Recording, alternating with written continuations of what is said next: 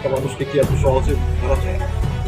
কি মানুষের কোটি কোটি নারায়ণগঞ্জের বন্দরে টিকটকার জুনিয়র সাকিব খানের পুরুষাঙ্গ কেটে ফেলার অভিযোগ উঠেছে স্ত্রী শিখার বিরুদ্ধে।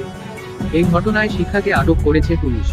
মঙ্গলবার ৯ জুলাই ভোরে উপজেলার কলাগাছিয়া ইউনিয়নের কান্দিরপাড় এলাকায় ঘটনাটি হয়। আহত সাকিবের প্রকৃত নাম শাকিল ব্যাপারী।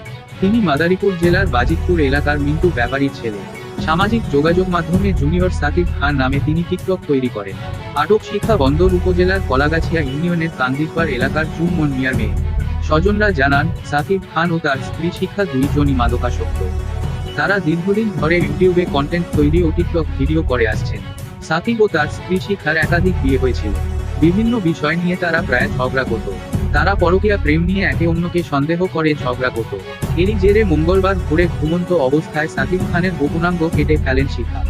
সাকিবের চিৎকার শুনে স্থানীয় লোকজন তাকে উদ্ধার করে ঢাকা মেডিকেল কলেজ হাসপাতালে নিয়ে যায়। বর্তমানে তিনি সেখানে চিকিৎসা নিচ্ছেন।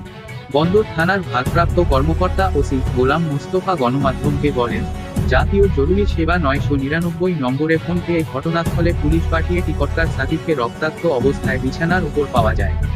স্ত্রী শিখাকে আটক করা হয়েছে।